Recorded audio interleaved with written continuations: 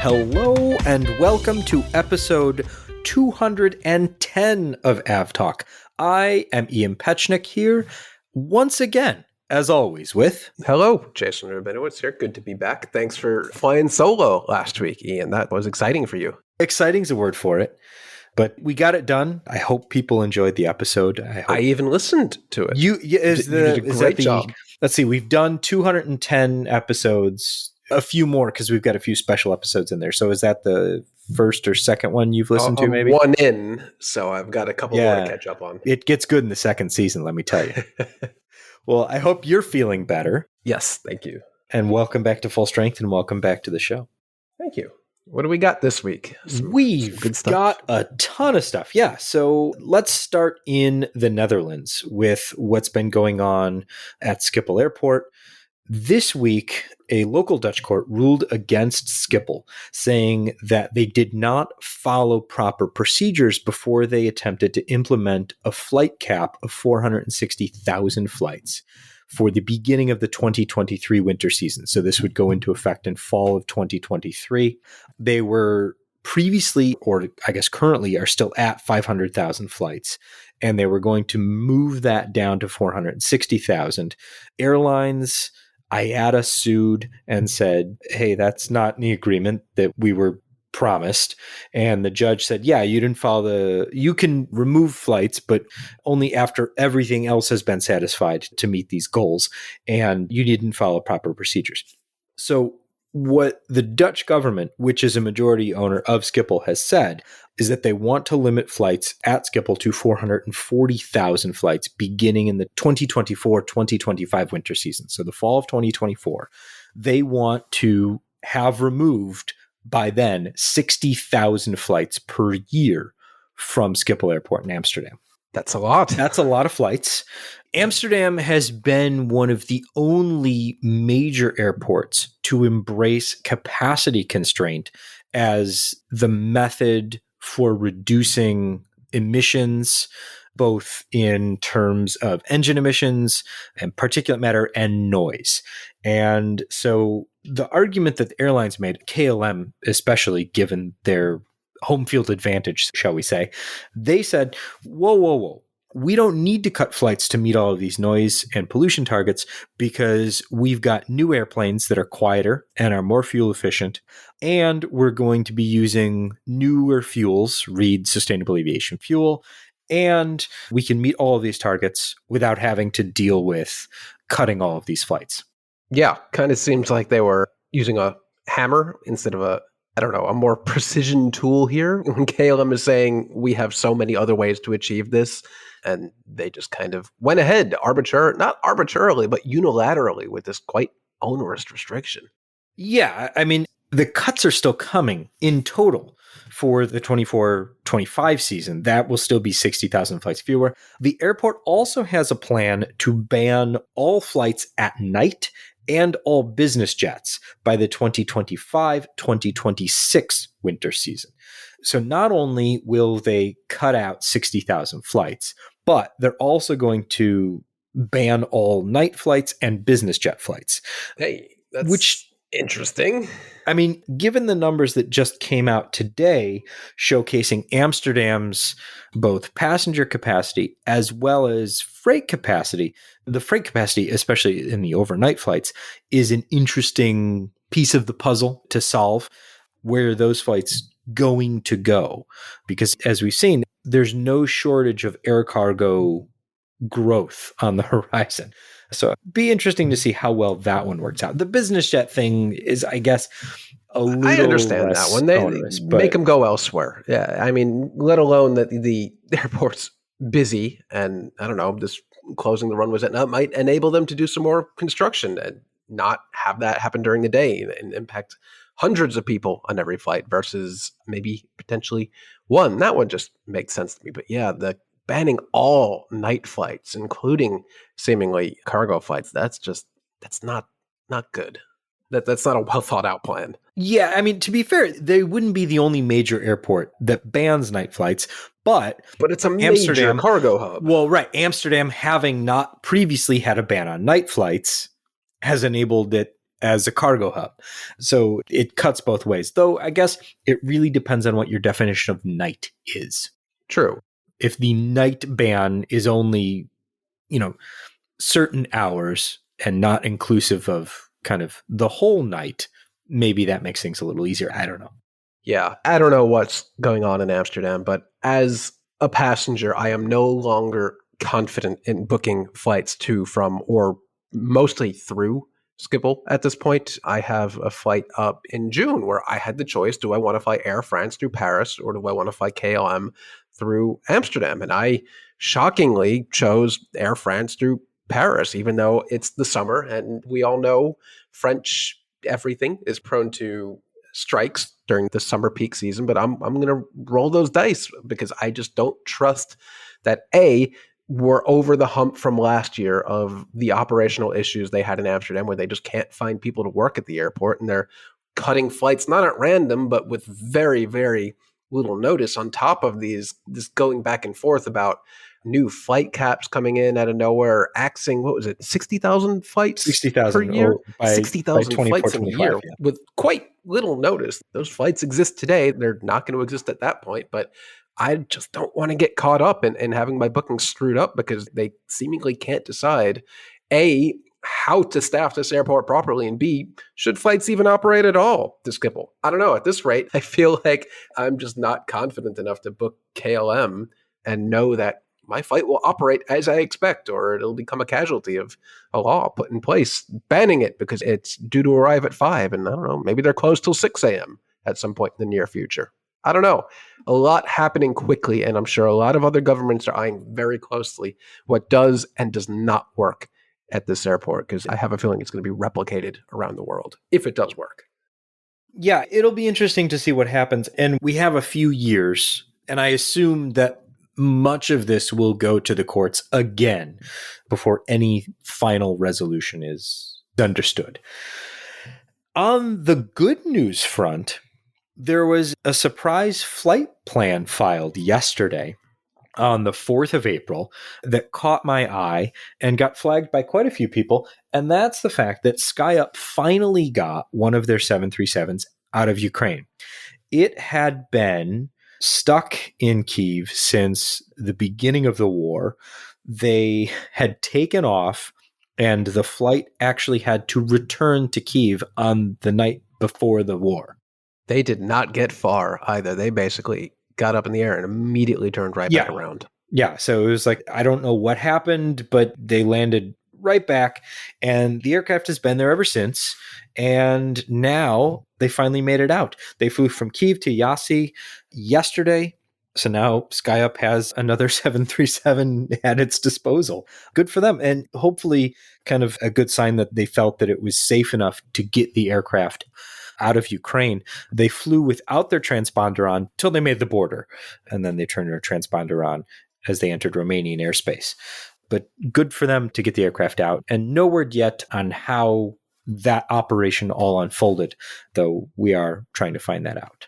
Yeah, and of course, SkyUp, being a Ukrainian airline, is not operating anything resembling a normal schedule at this point. If you go to their website, it is, well, first of all, they're asking for donations for the Ukrainian people, which is fine and great. And then right under there is just a big button for wet leasing. And they said they have 11 planes. I guess we'll add one more to that list. Yeah, there you go. So I'd imagine there's actually quite high demand. Maybe someone over at Air Baltic will end up leasing this particular aircraft like we talked about a few weeks ago. But just don't click on the routes button on the SkyUp Airlines page because it's blank. It's just a map with no lines, and that's sad. But hey, 12 airplanes instead of 11 now for their wet leasing program, which I'm sure this coming summer especially, someone will lease this aircraft real quick. So good for them. Yeah, their aircraft have been all over the map. I mean, there are some that are operating in, some that are operating in Africa, some are operating in Eastern Europe. They've kept them busy with the wet lease program. So good for them for being able to find placements for these. I mean, especially with the coming summer season, there are airlines that need all sorts of capacity. I mean, Lufthansa is wet leasing aircraft for the summer season. So I think that shows you how desperate airlines are for aircraft and extra capacity. So I assume that as soon as they get this thing fully checked out and maybe cleaned up a little bit. It'll be in service somewhere. Good for them. Speaking of capacity, there might be some A320neo capacity coming out of India soon, not by choice. Go First has a handful of aircraft under repossession threat for non-payment of lease payments. They have 6 aircraft at least belonging to 3 separate lessors that are under threat for them not making their lease payments. Though this is a bit of an interesting situation because they're operating A320neos, that the A320neo fleet in India especially has had historically over the past few years engine issues, and so they've had to have a number of them overhauled. Because of the supply chain issues and because of the issues with Pratt & Whitney servicing their engines, which has affected Air Baltic and included its wet lease program, they have a total of 30 aircraft out of 59 that are grounded. Ooh. And so they've not been making lease payments on some of the aircraft that are the grounded aircraft. So, I mean, not a great situation to be in if you Go First, certainly because you don't want to be missing lease payments and lose your aircraft. But then on the other hand, I can understand how you don't really want to be paying for broken aircraft because the engines don't work. So Go First, on its part, has threatened to sue Pratt & Whitney for not compensating them based on the fact that they haven't been able to have these aircraft repaired or the engines repaired in a timely manner. So we'll see what happens there, because there are a lot of airlines that seem very unhappy with Pratt & Whitney right now. Yeah, that's, again, we keep mentioning Air Baltic. This kind of just keeps cropping up. Go Air is not far from the only airline experiencing issues with the Pratt & Whitney geared turbofan engines. But in this case, it seems to be, I mean, there have been other airlines with a few aircraft grounded here and there, but to have a major proportion of the fleet grounded like this, especially in India, where the aviation market is just absolutely kind of just major right now with everything going on. There's so much demand within this country for flights, and man, that's rough. I hope Go Air can make it through this. You'd hate to see an airline go bust because it bought into a fleet almost entirely of the newest, latest, greatest, most efficient aircraft, only for that to turn around and bite them in the ass and not be able to operate these aircraft. That's awful. And they also have something like 90 more of these A320neos on order. So if, and I'm not saying this is happening, and I hope this does not happen, but if Go Air does end up going out of business, that's a huge amount of A320neos that would be opened up back onto the market. I hope that doesn't happen, and I hope Pratt & Whitney can figure out its supply chain issues here to get these aircraft back in the air. But that's got to sting if you're operating this airline. I mean, it's not the newest airline, but it's not the oldest airline. Founded, according to Wikipedia, November 2005. But man, that stings to completely swap out your fleet for a new aircraft, only to have it just not work. Yeah. I mean, it's basically. Rough. Yeah. I guess there's something to fleet diversity there, isn't there? Yeah, I mean, it cuts both ways. It certainly cuts both ways. But it's been cutting one way very deeply now, given the capacity constraints elsewhere, especially given how screwed up the supply chain has been.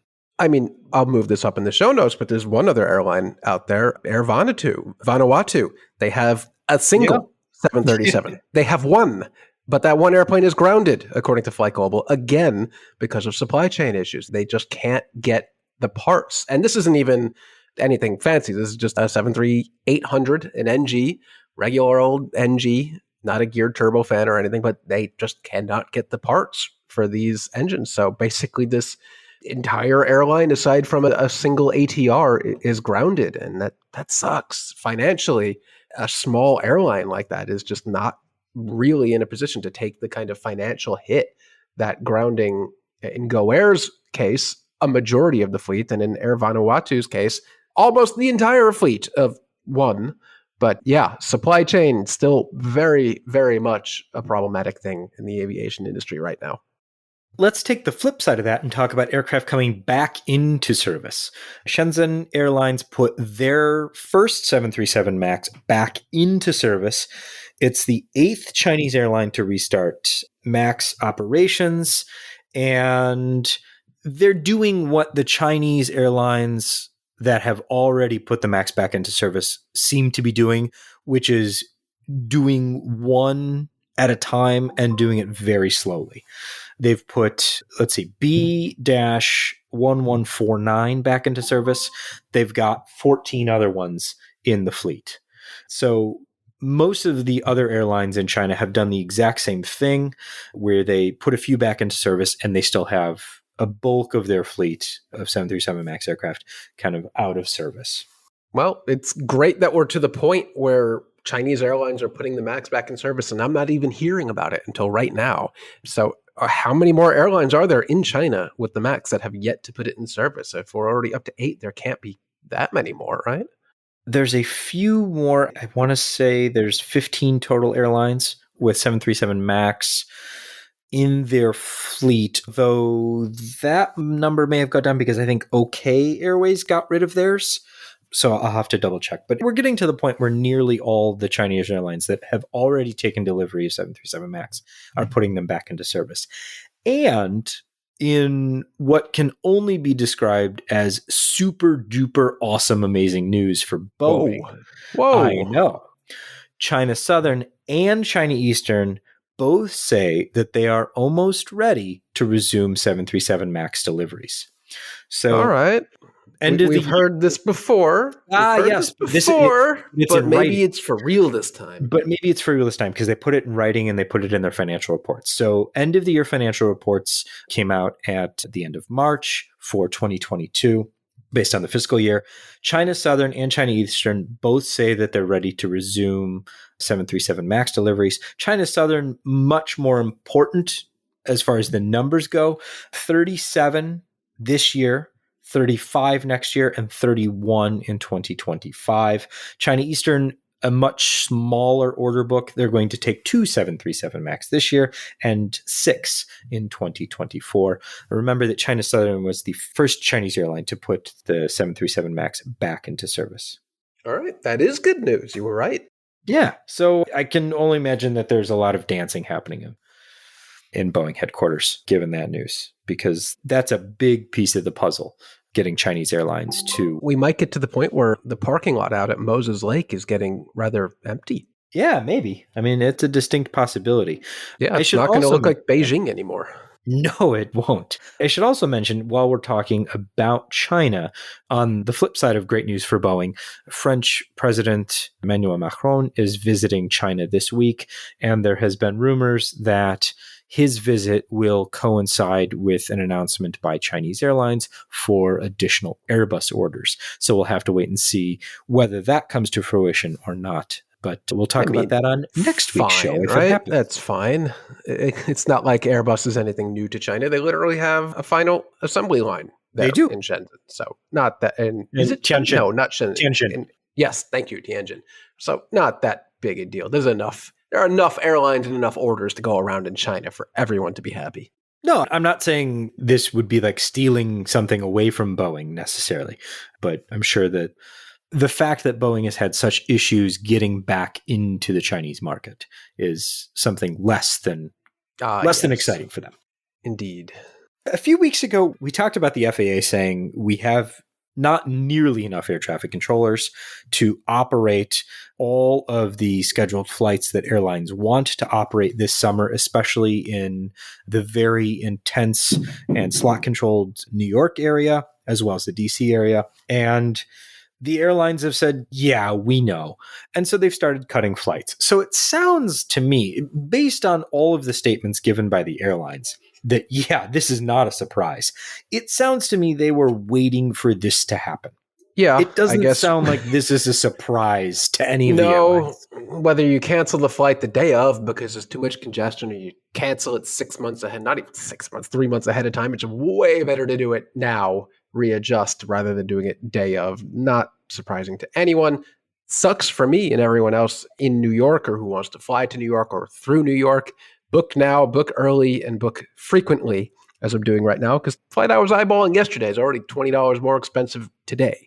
So not great. I get it, though. But we have yet to see if there are any routes outright that get cut. I would expect frequencies to get cut, but maybe Ithaca to JFK doesn't make the cut. It probably shouldn't make the cut, but maybe it doesn't. Not great. I hope we end up in a better place next year. And it sounds like the FAA is working around its issues, juggling around some airspace. We talked about this already.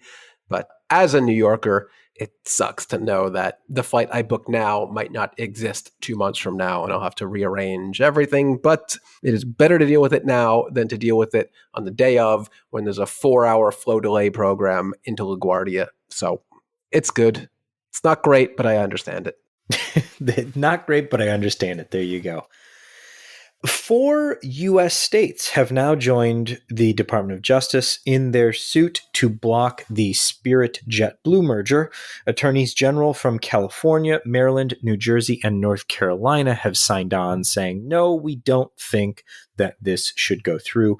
Interesting that it's those 4 states, but I get it.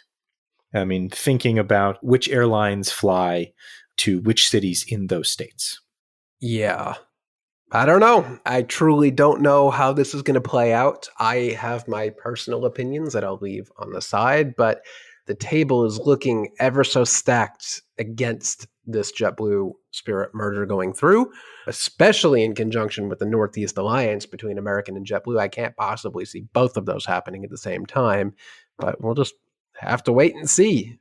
Yeah, at this point, the concessions that they have to make to get this to go through are what's going to be interesting to me, because I have a feeling that they're going to let it go through eventually, but getting the concessions out of Spirit, out of JetBlue mostly. It could be death by 1,000 cuts if there's just not enough purpose to go through. If JetBlue has to give up 35% of its slots at JFK to make this go through, that wouldn't make sense. But I bet that might be the case, that the DOJ presents such onerous requirements that if you want to get this merger to go through, here's what you got to do, that maybe they don't want to do it. But I don't know. Again, as a New Yorker, with JetBlue as one of the airlines I at least used to like to fly, I don't like any of this. So if the DOJ blocks it, wouldn't be too upset about that.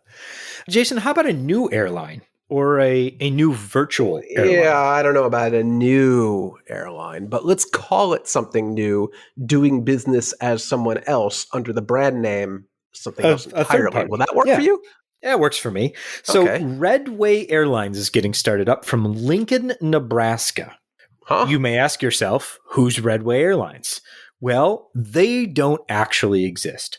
I know Redway Wings Airline in Russia. No, that's different. Is it them? Oh, no, this is very different. Yeah, I'm not sure why they called Redway Airlines, given that the planes that they're going to operate are all painted blue, but whatever. So they're a new virtual airline that has started up to sell tickets so that they can be operated as a public charter on behalf of Global X Air Tours, and those flights will be operated by Global X Airlines, A320s and A321s. They're going to fly from Lincoln, Nebraska to Vegas and Orlando to start. Then they're going to add Atlanta, Dallas, Minneapolis, Austin, and Nashville. Huh? That's what I said. This is actually really interesting to me, not because what's the virtual airline part or the Global X part, all that fun stuff. But it's interesting to me that this all came out because Lincoln, Nebraska lost service, but is left with only United service to Chicago, Houston, and Denver. That's 3 hubs. That's nothing to sneeze at. Most regional airports would kill a major airline with flights to 3 hubs. But Lincoln, Nebraska says that, hey, we're bigger. We're better than that. Who does Lincoln think they are? The capital of Nebraska? Oh, if you say so. I do. And I think they do too. They're no Kearney, but they're still a fine town. Anyway, a Kearney, Nebraska joke on this week's podcast I did not have in the bingo cards. But anyway, the interesting thing here is that the Lincoln Airport said, hey, we think we can support more than just United. And so how about we try this? And Global X looked at the numbers and said, okay, yeah, we're in. So they're going to do these public charter sales. Redway Airlines, still not sure how they chose that name, but they did. They will begin flights relatively soon. I believe the first flight is in the beginning of June. So good luck to them. Yeah, I've heard they're not even taking the Small Community Air Service Development Program grants, which would make this make a little more sense, I guess. There's no federal funding coming into this. So typically when you see something like this, when I lived in Michigan, Lansing, the little Lansing airport, they had some of these virtual airline flights, but they were typically just like once a week, summer seasonal flights from Lansing to like Cancun, 3 months of the year, once a week. And it was fine, but because it was just one-way basically charter flights operating under a virtual airline name to a tourist destination. But these are flights from Lincoln, Nebraska to Atlanta and Dallas and Minneapolis, Austin, and Nashville. I just don't really understand how they think they're going to get the frequency to go to all these cities, but I'm sure they have done their research, figured it out. These really sound like a Southwest-ish kind of routes to me. Like Lincoln to Austin just has a real Southwest 737-700 vibe to it. I guess they've done their research, and we'll see if this is successful, but good luck. Yeah, good luck. Not so good luck. Ultra Air ceased operations in Colombia. They were a small Colombian low-cost carrier. They had 6 A320s operating domestically. Not such a big deal in the overall airline dominoes falling yearly count. But the reason I found this very interesting was that not only are they the 4th Latin American carrier to fold this year, but the blame that they placed at the feet of Viva Air's collapse for their own demise was fascinating to me. Wait, explain that to me. Yeah. So basically what they said, and they posted this whole statement on Twitter and then deleted it off Twitter, which I thought was even stranger. But what they said was, because Viva Air collapsed, their suppliers and lessors started demanding payment for service at the time of service, like your co-payments due now, or prepayment for services. Kind of get it. Like there's shakiness in the air in the industry. Now we don't trust any of you, so pay up. Right. I kind of get that, but that sucks. But has anyone seen Steve Giordano recently? Is he in Colombia by chance? It feels like he's probably got a trip planned to Colombia in the near future. He may. I don't know. But yeah, I thought that was very interesting. They went and placed a lot of blame on the Viva Air and then collapse. Deleted it. Yeah, they deleted that particular statement off Twitter.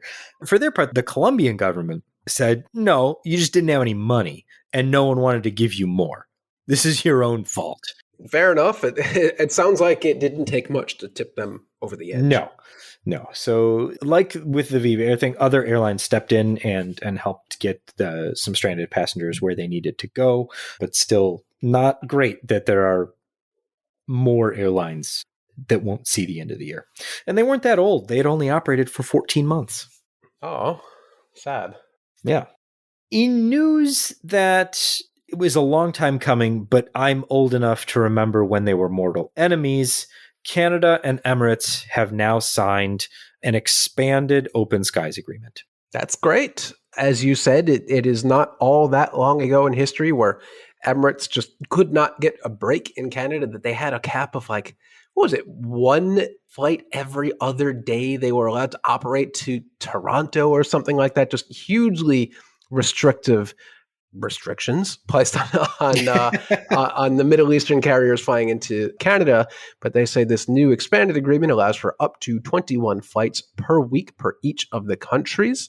I believe that, it just says UAE in this, so I'm not sure what that's getting at, but the permit allows for 50% more flights than the maximum previously possible. So that's a nice solid increase. But this is really, I put this in the show notes just because it's really an interesting trend recently of former vicious enemies making amends at this point. We saw this recently with United and Emirates really reversing the trend of over the last 10 years of just utter hatred towards the Middle Eastern carriers, specifically Emirates and Qatar and Etihad. Now they're buddy partners doing media events in Dulles with their own aircraft. And now we're seeing even Canada lifting its onerous restrictions on the Middle Eastern carriers. So now that Emirates will be able to operate 21 flights per week for somehow 21 flights is a 50% increase. It's still just not a lot considering they have, 3 daily to JFK alone, a pair at LAX. So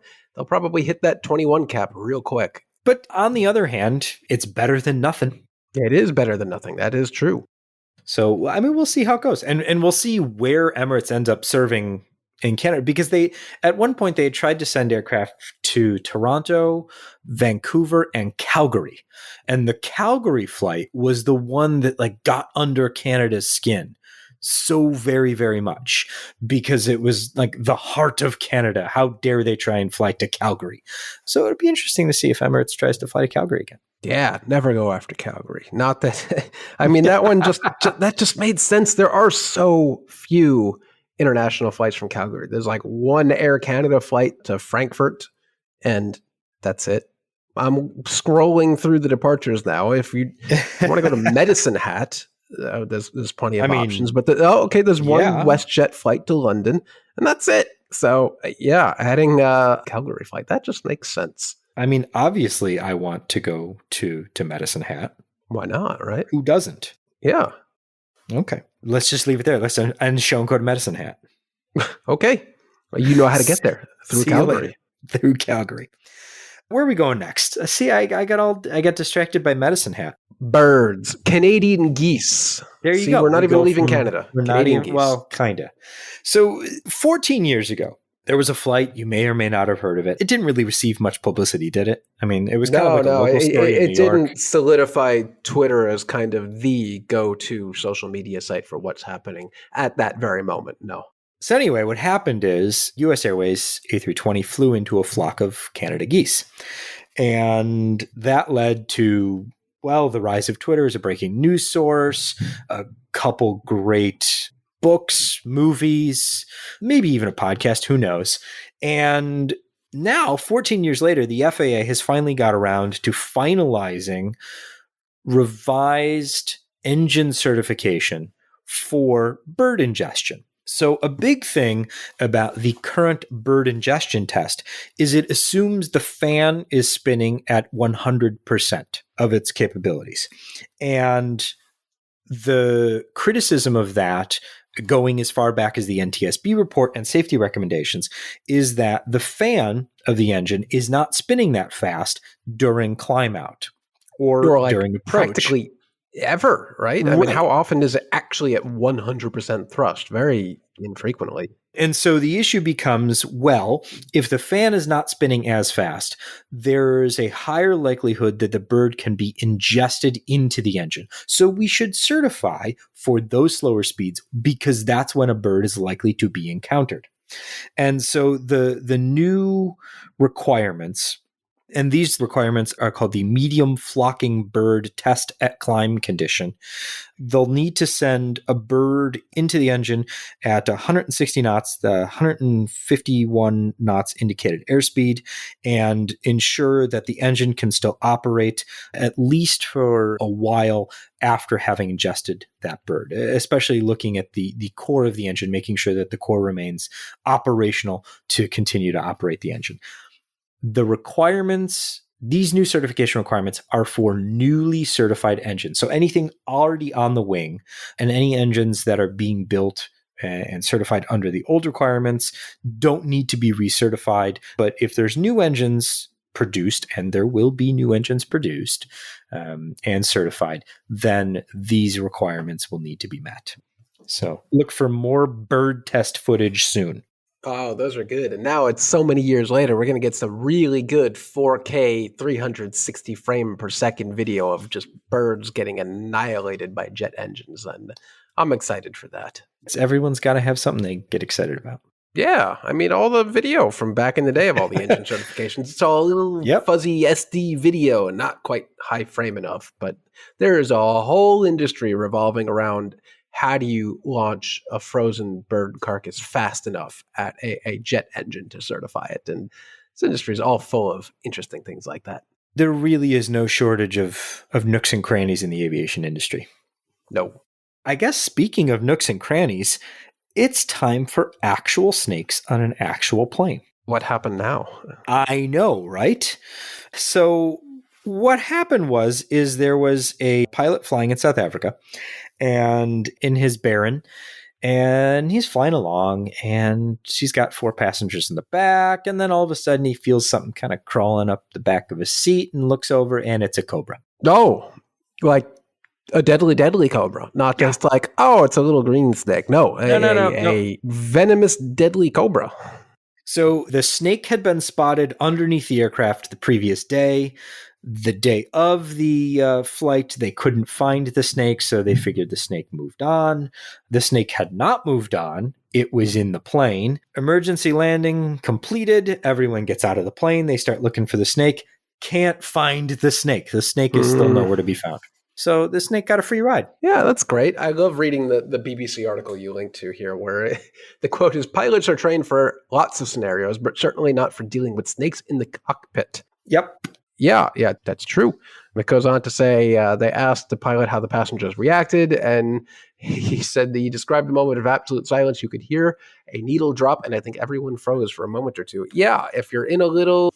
What were they flying? Beech Baron. That is not a large aircraft. There's not much room on a Beechcraft Baron 58 to escape a Cobra on board that aircraft. So thankfully, I wonder where it is now.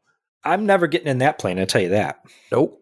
Not until we can account for every Cobra in the world will I get on any Beechcraft Baron 58. It's not safe. That seems a little extreme, but we'll go with it. And let's close the show off with offering a Lockheed Super Constellation for sale. Oh, okay. We are not personally selling the aircraft, but if you're in the market, the Lockheed Super Constellation that was previously being, so it's the Swiss registered aircraft, HBRSC, and it's the second to last flying example, or was. It was purchased by a German consortium to try and restore the aircraft to flight condition. It was disassembled, and that process kind of never really got off the ground. So they're now selling it. Okay. So it's in pieces. It's stored well. It's been disassembled, and it is now for sale and can be yours if you make them an offer that they want to take you up on. That's nice. And I love how the site you link to, you can buy this aircraft. You can directly call the seller, but there's so little information about this aircraft. It just says the aircraft was last flown in October 2016. It was professionally disassembled and can be transported worldwide. That's it. There's nothing else. So reading between the lines, it's in a crate. Come get it. It's in many crates somewhere. There's no information about like the number of hours on the engine or like the state of the avionics or anything. It's just, hey, you want this 1955 Super Connie? It could be yours. It's in Germany in boxes.